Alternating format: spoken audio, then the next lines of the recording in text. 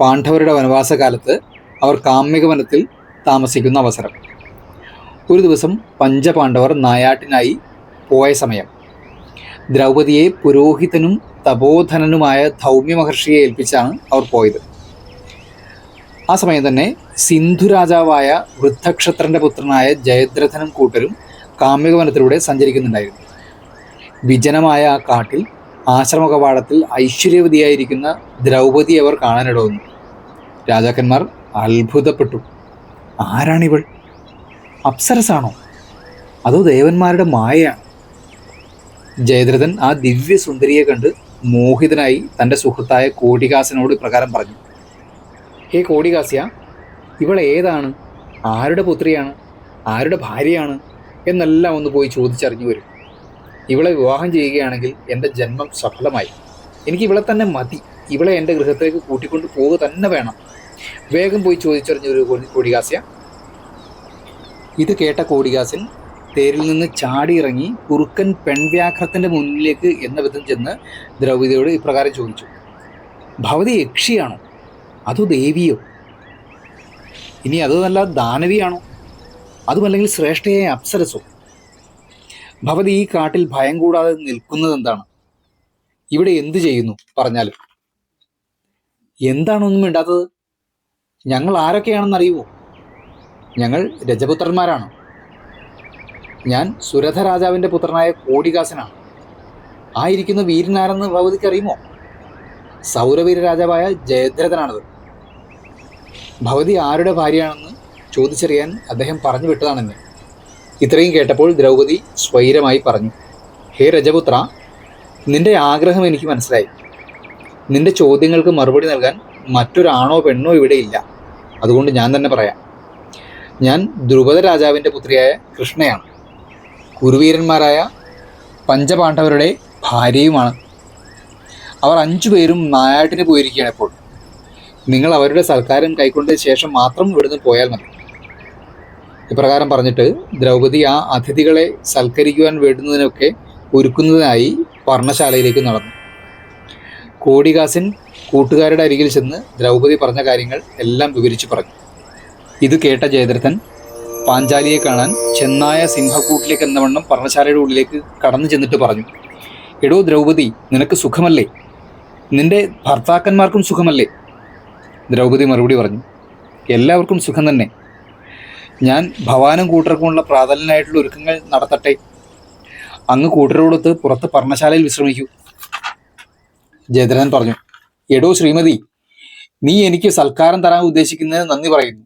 എന്നാൽ ഇപ്പോൾ ഭവതി എന്നോടുകൂടെ തേരിൽ കയറുക. അതാണ് ശരിയായ സുഖം. ആ സുഖം ഭവതി അനുഭവിക്കുക.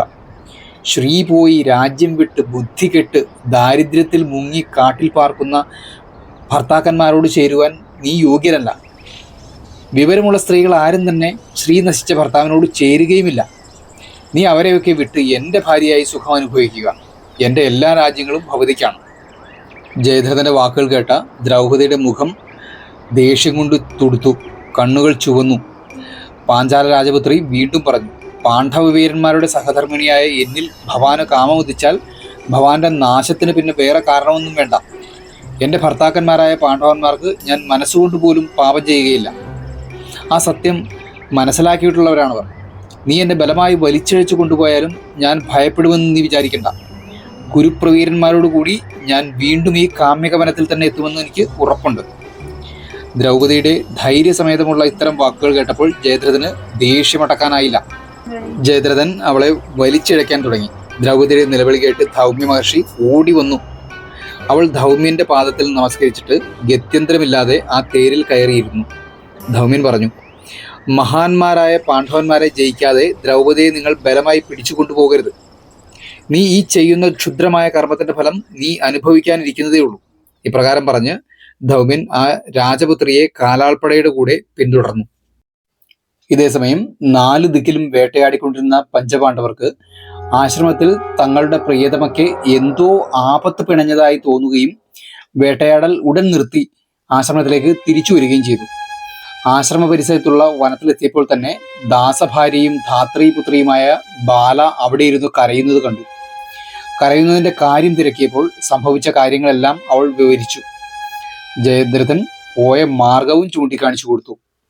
ഇത് കേട്ടയുടനെ ബാല കാണിച്ചു കൊടുത്ത മാർഗത്തിലൂടെ സർപ്പങ്ങളെ പോലെ അവർ ചീറ്റി വില്ലുകുലച്ച് പാഞ്ഞു. കുറച്ചു ദൂരം ചെന്നപ്പോൾ ഓടിവരുവിൻ എന്ന് ധൗമ്യൻ വിളിച്ചു പറയുന്നത് അവരുടെ ചെവിയിൽ കേട്ടു. അങ്ങകലെ രഥത്തിൽ ദ്രൗപദിയെയും ജയദ്രഥനെയും കണ്ടപ്പോൾ ആ ശക്രതുല്യ വീരന്മാർ കോപം കൊണ്ട് ജ്വലിച്ചു. അവർ രഥത്തിനടുത്തേക്ക് പാഞ്ഞു ചെന്നു. ജയദ്രഥന്റെ കൂടെ ഉണ്ടായിരുന്ന രാജാക്കന്മാരും ഭടന്മാരും പഞ്ചപാണ്ഡവരും തമ്മിൽ ഘോര യുദ്ധമാണ് പിന്നീട് നടന്നത്. കൂട്ടുകാരായ സകല വീരന്മാരും മരിച്ചു വീണപ്പോൾ ജയദ്രഥൻ പേടിച്ചു വിറച്ചു.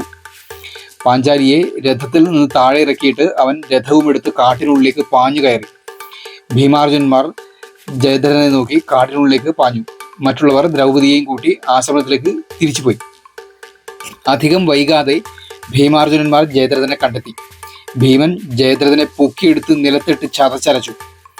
ഭീമൻ അർദ്ധചന്ദ്ര ബാണമെടുത്ത് പ്രയോഗിച്ച് ജയദ്രഥന്റെ തലമുടിയിൽ 5 കുടുമുകൾ ഉണ്ടാക്കി നിർത്തി അവനെ കൊണ്ട് തെറ്റ് ഏറ്റു പറയിപ്പിച്ചു.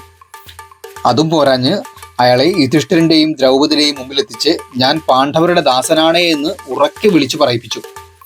ജയദ്രഥന്റെ ഈ അവസ്ഥ കണ്ട ദ്രൗപദിയും ഒടുവിൽ ഇനി ഇവനെ വിട്ടയക്കാമെന്ന് പറയുകയും ജയദ്രഥൻ അവരെയെല്ലാം താണു വണങ്ങി നിൽക്കുകയും ചെയ്തു.